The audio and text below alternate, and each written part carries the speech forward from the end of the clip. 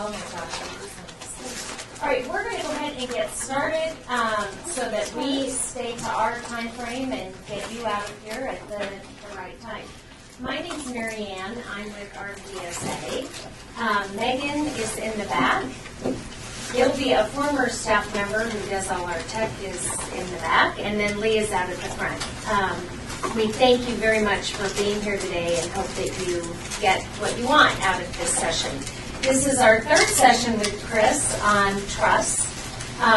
The reason Gilby is here is he is recording it, and we do have these videos out on our YouTube site, so you can go back out and look at any of the previous ones and this one again.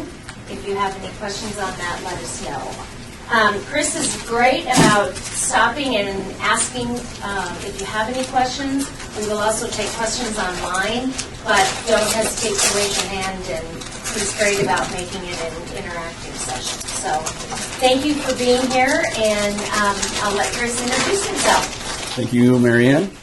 Hello, my name is Chris Brock. I am the managing attorney for CCDC Probate Power. If you're not aware, CCDC stands for Colorado Cross Disability Coalition. We have a new probate and estate planning program, and I run it. A little bit about me. I'm originally from Ohio, so if you hear a little twang in my voice, that's why. I went to Miami University undergrad. That's Miami of Ohio, not in Florida.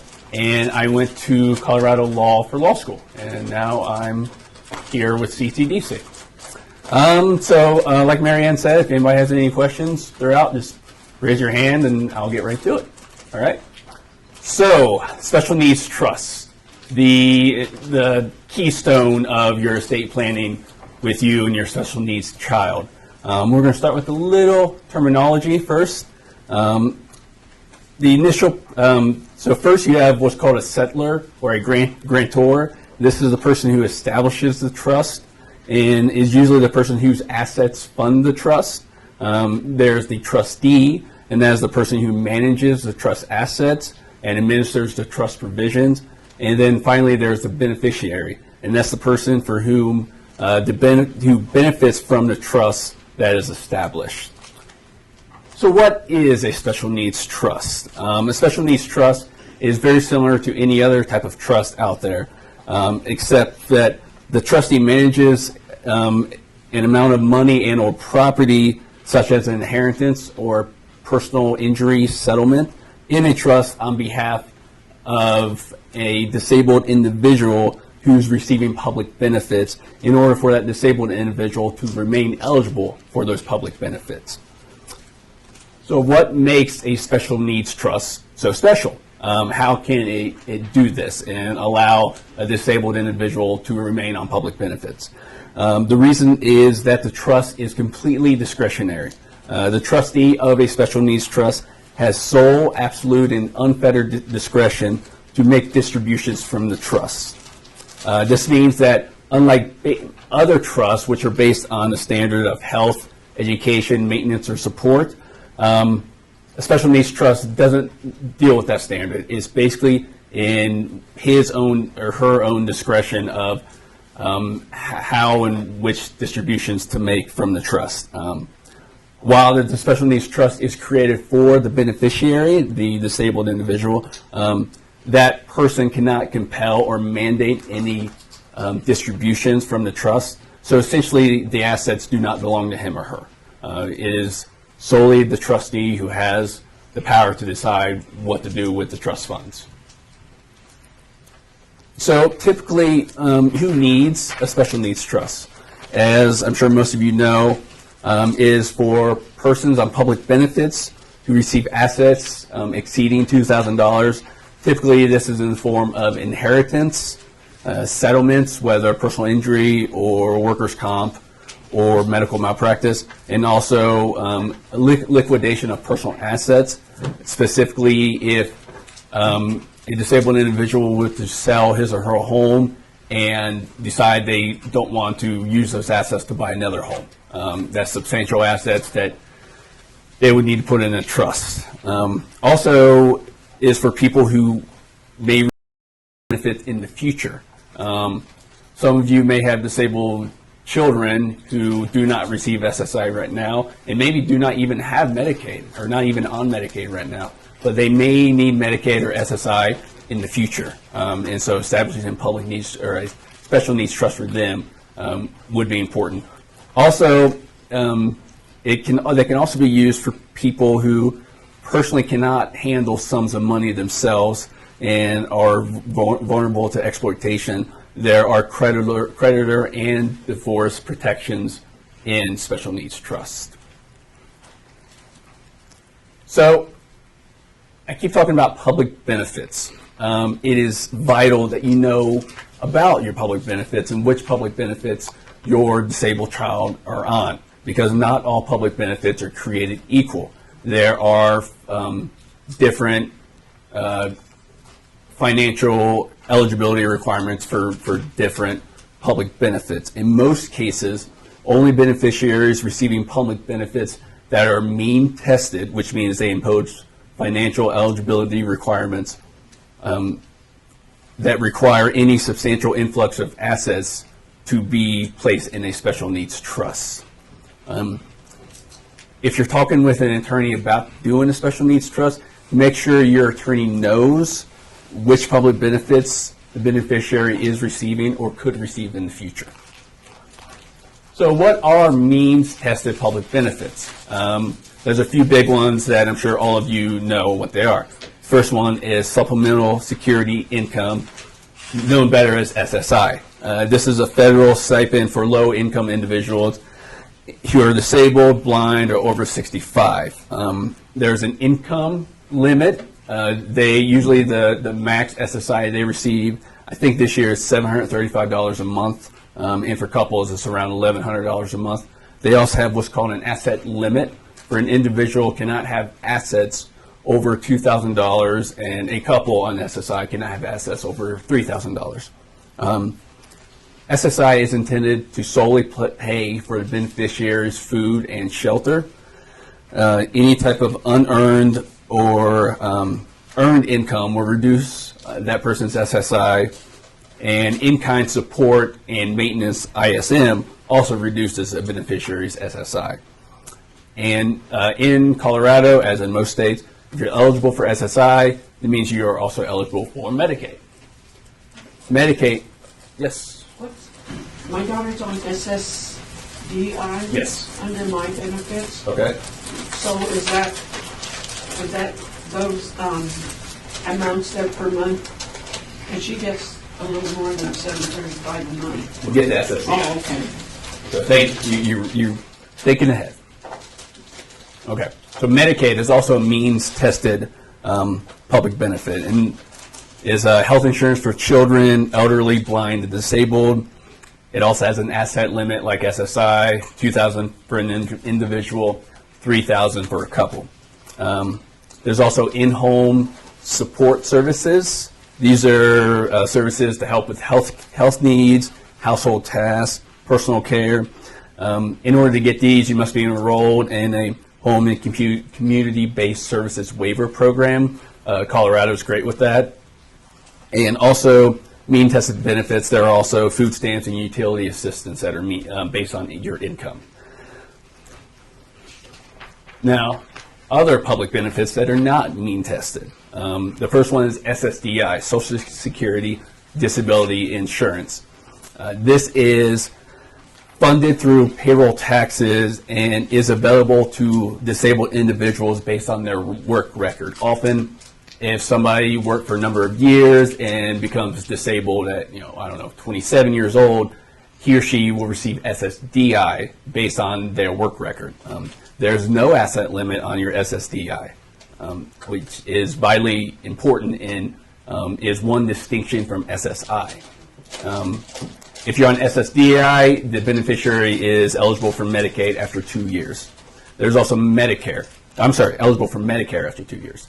Medicare is also a non-means tested public benefit. This is health insurance for the elderly and certain disabled individuals. No asset limit for Medicare as well. So if the beneficiary only receives these non-mean tested public benefits, SSDI, Medicare, is most likely they do not need a special needs trust. But a special needs trust is something to consider for the future. Sitting down with an attorney to talk about maybe they'll be on Medicaid in 20 years. That is something you should think about, even if right now they're not on Medicare or if right now they're only on Medicare or SSDI. I do have a question. Yes. Our attorney suggested we do the special needs provision within a living trust. I'm wondering if you think that's okay. Is there a reason it needs to be a separate legal document from the living trust? It does not need to be a separate legal document from a living trust. Many attorneys incorporate a special needs trust in a living trust. I do that as well. It depends on the circumstances. Usually there's two ways of doing that. One way is the parents have their wills and then a separate special needs trust for the disabled individual.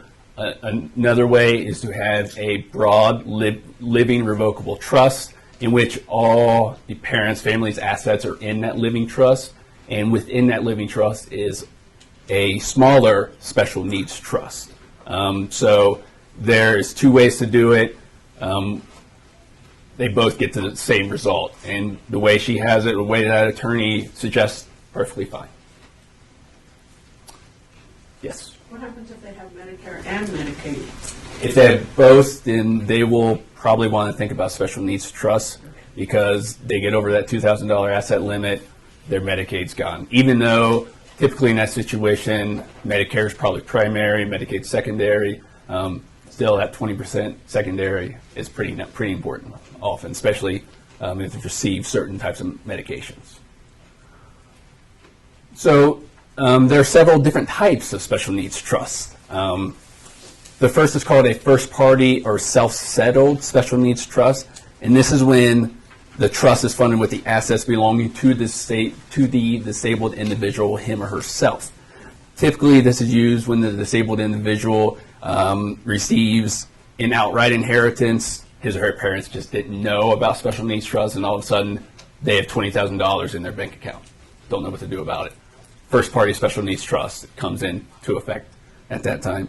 Also, if he or she wins the lottery, which would be awesome, I would love to win the lottery and just have to put in the special needs trust. That'd be great. And also, if they recover funds in litigation. These occur often with personal injury settlements or personal injury litigation. Happens all the time. A second type is called a third-party special needs trust. And this is what most of you will probably end up doing. And this is when the trust is funded with the assets of a third party, most likely parents or siblings. These are typically used for an inheritance, to give an inheritance or a gift to the disabled individual to supplement the special needs or the public benefits.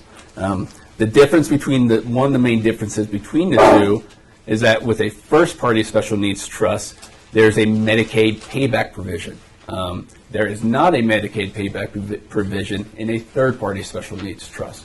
So in a third-party special needs trust is created, the disabled individual is supplemented by it for the next 30 years of his life. The disabled individual dies. There is $50,000 left in the third-party special needs trust. Those assets can be distributed outright to other secondary beneficiaries and don't have to be paid to Medicaid, which is kind of nice. A third type of special needs trust is what's called a pooled trust. And this is a trust administered by a nonprofit. The main one in Colorado is for people with disabilities. They are a pooled trust. And it's a little different in that each beneficiary has a separate account with the pooled trust, but his or her assets are pooled with other special needs trust assets and invested and administered together in a pool. And a pooled special needs trust can either be first party or third party. These are typically for smaller estates, smaller special needs trusts, and or if the parents of the disabled individual have trouble coming up with a trustee, having anybody they know who can act as trustee after they pass away. So that's also an option. So how do you fund a special needs trust?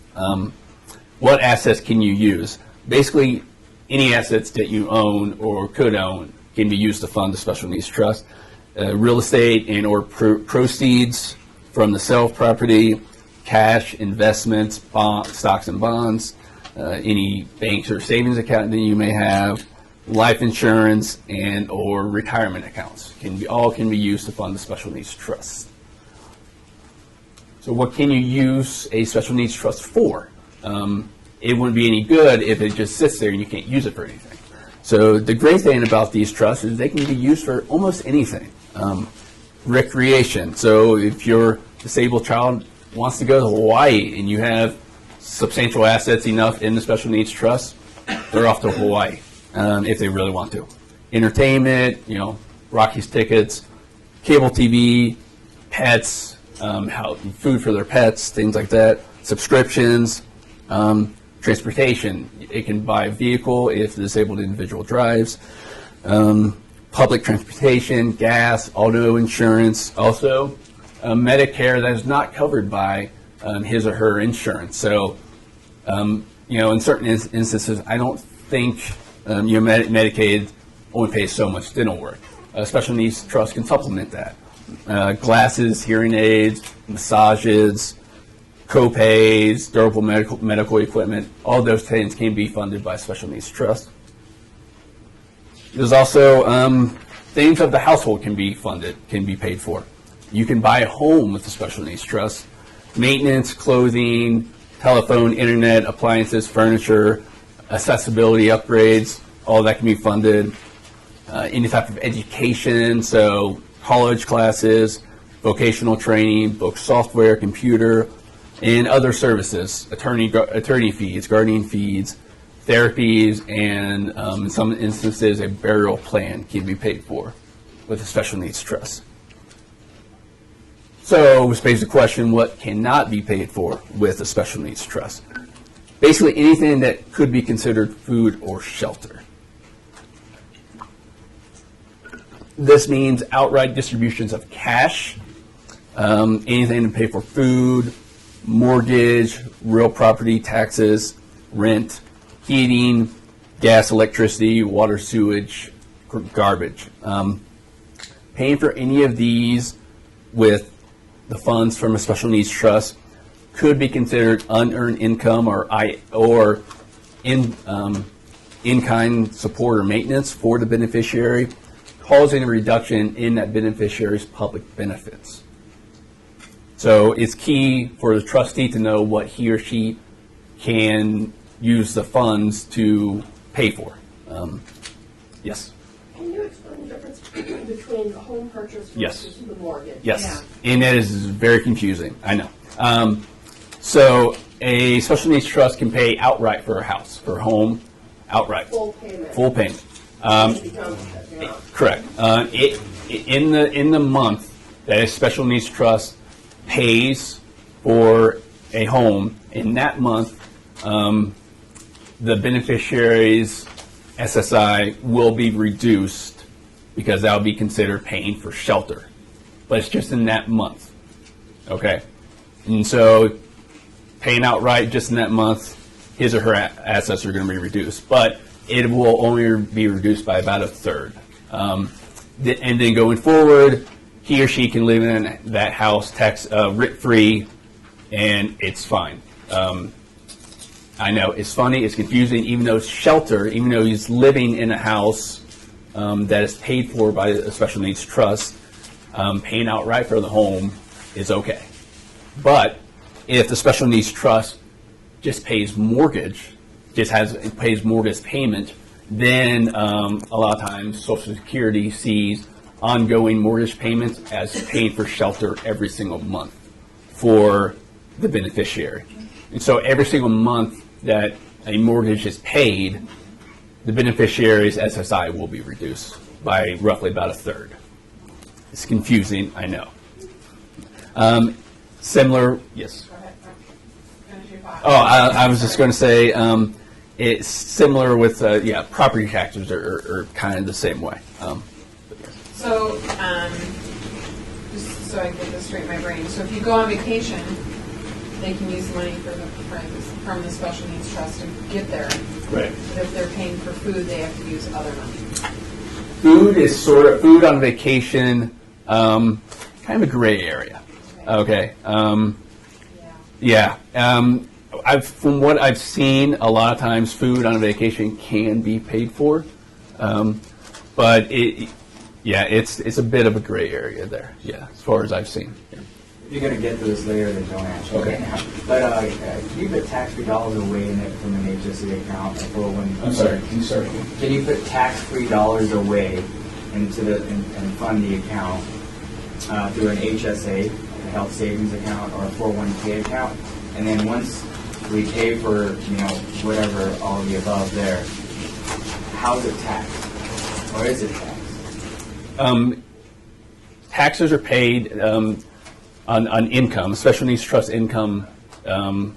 They do pay a tax. Usually, if income is over $12,000, they pay the highest tax, so like 39%.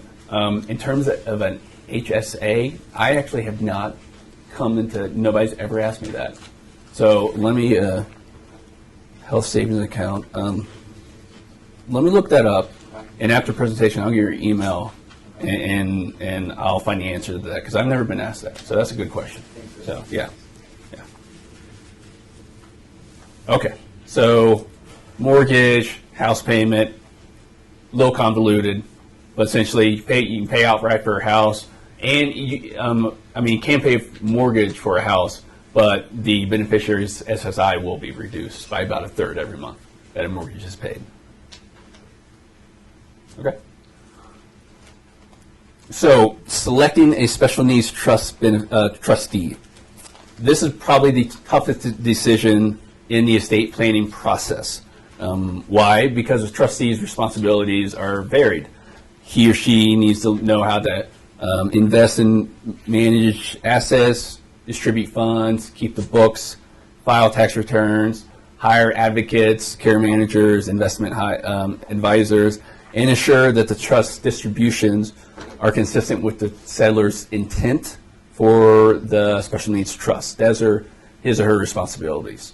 So the perfect special needs trust trustee has in-depth knowledge of public benefits, personal relationship with the beneficiary, is a strong advocate, invests according to fiduciary standards, an expert in tax law, excellent bookkeeping skills, stays informed of all law changes, can appear in court whenever, unbiased decision making, and is immortal. There is no perfect special needs trust trustee. It just he or she just doesn't exist.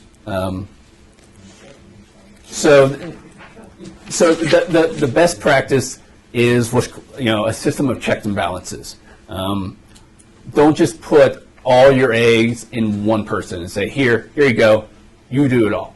That is a recipe for disaster. It's better to have, like I said, a system of checks and balances. So have a parent or family member be a co-trustee with a professional fiduciary, like a bank. Almost every bank out there has a trust division. They hold trust funds. They administer trusts all the time. And so a lot of times having a parent or a family member be a co-trustee with a person at a bank is a great way to do it. Having family members as co-trustees. Maybe you have a sister or somebody who is an accountant. It's great bookkeeping, knows about taxes. And then you also have a brother who has a great relationship with the beneficiary and lives down the street. Co-trustees that way is a great way to administer a special needs trust. Yes. When you engage a co-trustee with a bank, obviously there are fees involved there that you have to think about versus a family member. Correct. Yeah. So professional fiduciary, typically there's a initial setup fee, roughly, depends on the bank, depends on the organization, anywhere from $500 to $2,000.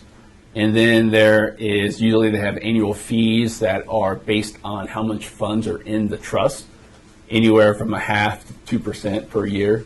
and often they'll have additional fees. There may be an additional fee to file taxes on the trust. So it seems like a lot of money, I know. But a lot of times it helps to have somebody who knows what to do and they do it right the first time. So that's always something to think about. And those funds can be paid for from the special needs trust. It's not like you're paying out of pocket a lot of times. So, yeah. And there's also having a professional fiduciary as the trustee, but have a family member act as a trust advisor or a trust protector is also an option as well. And we'll get to what a trust protector is in a second. Just remember that you need to have a deep list of successor trustees ready to go.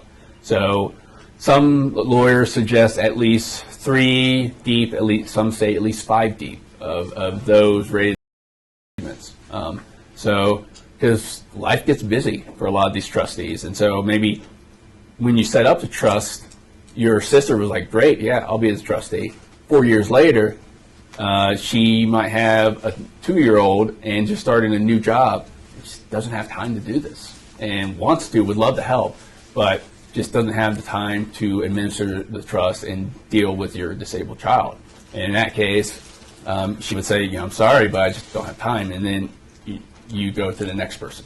Do the decisions go in order of successor, or do they make group decisions, or what if there's kind of a disagreement? A lot of times, say it's kind of a succession. So you'll name brother and sisters as co-trustees, okay? And then underneath that, you say, if one of my trustees or both of my trustees are no longer available, my initial trustees, then you want your cousin. And then if he can't, then another family member, or maybe your child's best friend, or at that point it's time to hire a professional fiduciary. So usually there's a list of succession in the trust ready to go normally. So if it's already set up through a financial institution, that doesn't necessarily mean there's a fiduciary partner, right? I'm a little confused by your question. Well, I'm just confused as how to get the checks and balances where you have the family member and the professional, like from the bank or whatever. Is that a separate transaction when you set up your trust through the financial institution? Do you have to then appoint somebody at that institution? The question was about setting up a trust fund with a professional fiduciary, an institution, a bank.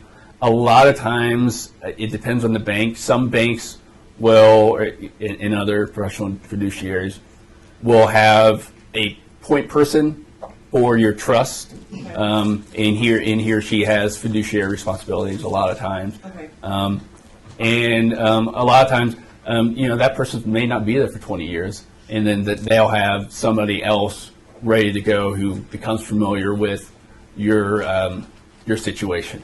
And that's one of the drawbacks from having a professional fiduciary is that, it may be a different person 5 years down the road who maybe doesn't know your child. And that's why having a family member there as a co-trustee is ideal, because he or she may understand your child's behavior, can understand what he needs and wants a little bit more better than maybe just the bank by itself. Right.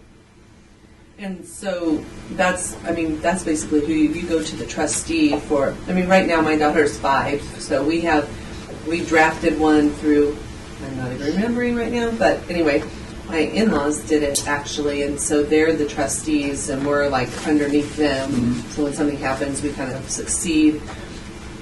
And so at this point, we're just putting money in there monthly, so there's nothing really to manage. So are you talking about like managing the money when we're actually ready to take it out and utilize it for some of these things? The point is it's for her to have something when she's an adult. Right. Whether she's going to go to school, we don't know. We don't know. So we're just putting money in there for her for as she's older.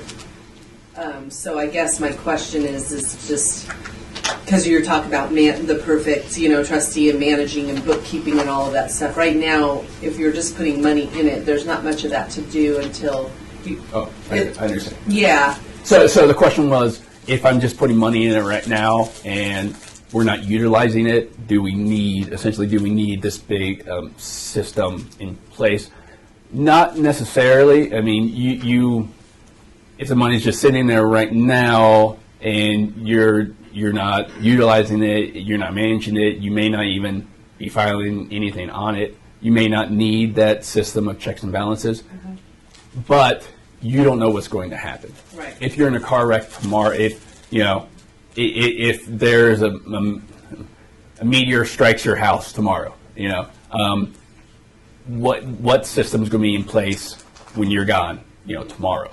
Okay. And so that's something you need to think about. Think long term about that. About have something in place that, while not being done right now, can be enacted when that happens. Okay. So say nothing does happen, right? And the money does the money just sit there, or is it compounding interest, or is someone managing those funds to invest? It just depends. I mean, a lot of times you're investing it, but it can just sit there in a bank, in a savings account, if you want it to. Yeah. So a few things to consider.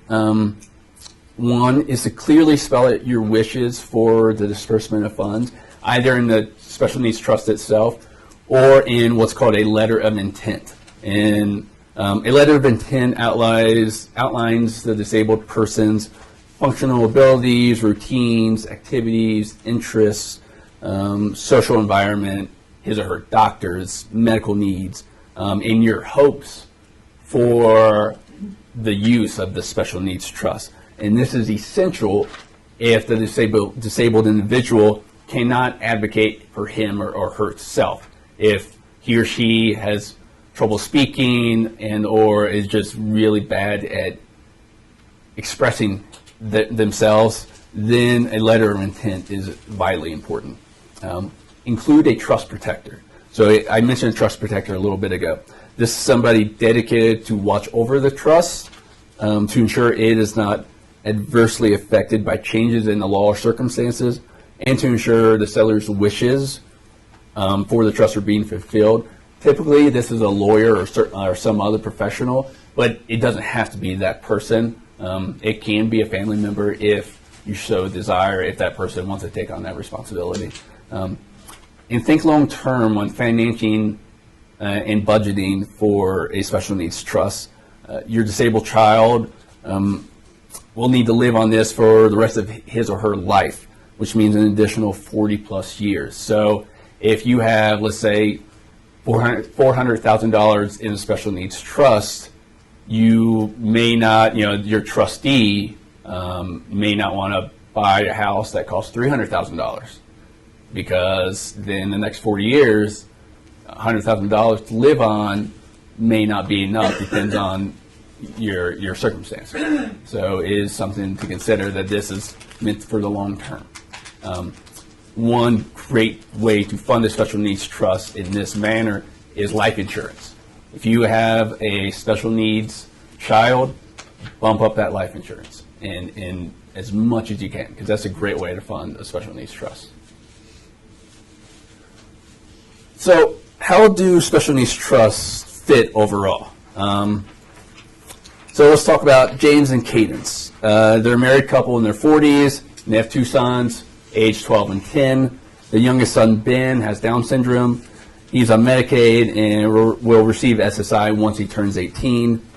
They went to a lawyer and got wills and a special needs trust for him.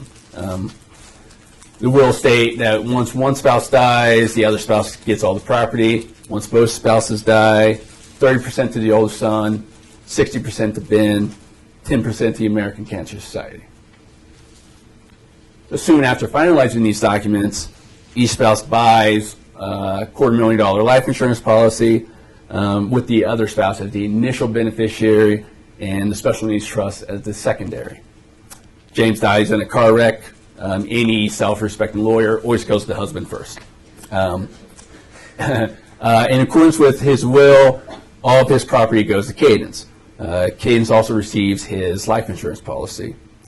Several years later, Cadence dies of cancer. According to her will, the remaining assets are split 30% to the oldest, 60% to Ben Special Needs Trust, 10% to the American Cancer Society. The Special Needs Trust also receives Cadiston's life insurance and the remaining amount of James' life insurance, in this case, $200,000. Therefore, the Special Needs Trust kicks in. They purchase a small house outright for Ben near his older brother, and it permits him to live there rent-free. Because the house is not counted as an asset or a resource for SSI, it does not affect his SSI payments. Ben's SSI was only reduced in the month that the home was purchased because it's counted as in-kind support and maintenance in the form of shelter that month, according to Social Security. So then the Special Needs Trust can pay for a care manager to visit Ben daily, can pay for his cable TV, his internet, and for a bus pass so he can go to work at the local grocery store. And then with the care manager's help, Ben then pays for his food and the other shelter expenses, utilities, food, and property taxes, those sorts of things, from his SSI and his modest paycheck from the grocery store.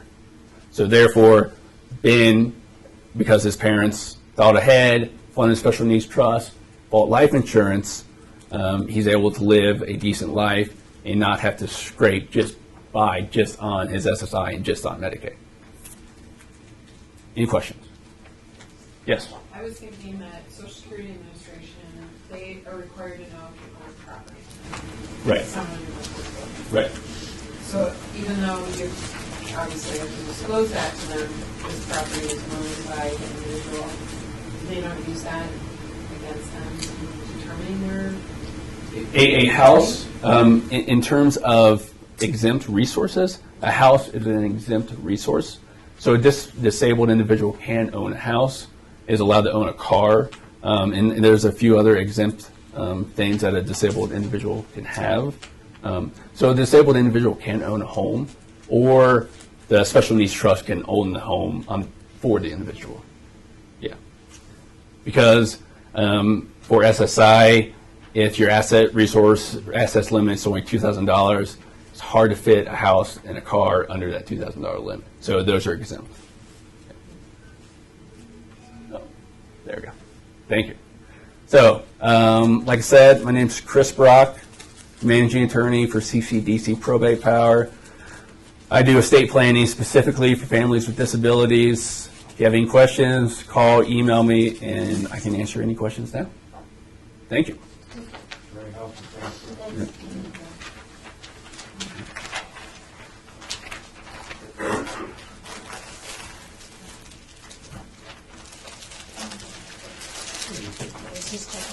Okay, yeah.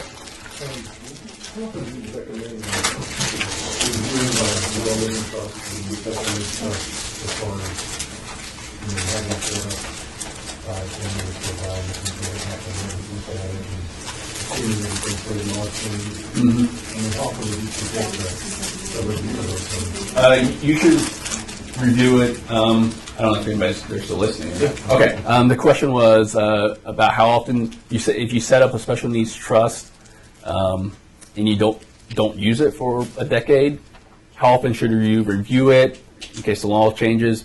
I suggest you review all of your estate planning documents once a year. And I mentioned this at the last meeting, the last presentation. Some families, some couples, on their anniversary, get out their estate planning documents and a glass of wine, and they go through them. So you should review it yourself once a year. If it's a Special Needs Trust, or if you have questions, you're unsure if the laws change, sometimes it helps to go to the attorney who drafted it, or any other estate planning attorney, buy an hour of his or her time, and say, can you review this, make sure we're kosher, make sure everything's all right. Yeah. I do have two more questions. Okay, great. Is there any magic language that needs to go into the trust agreement, or that should be strictly avoided? The question was about magic language for the Special Needs Trust. And yes, there is, and that's, let's see.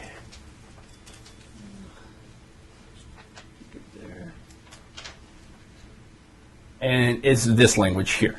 You have to, it is vital and extremely important that the trust is completely discretionary.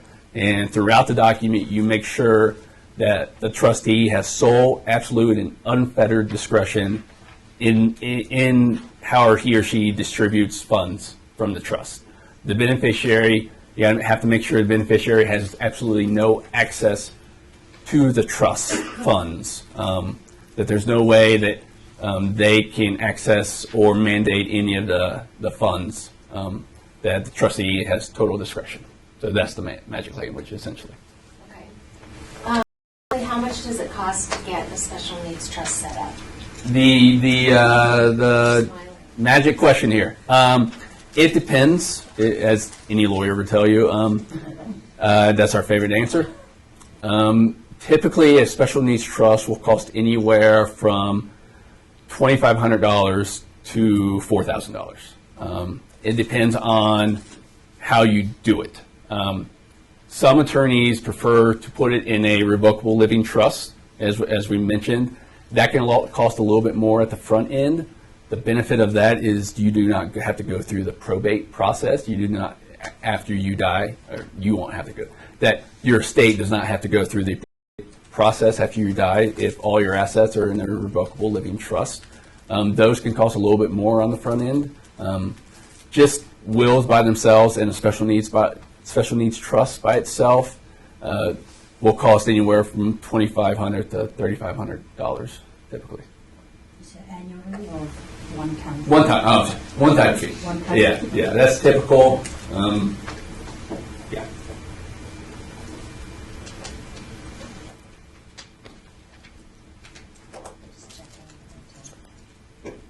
Thank you.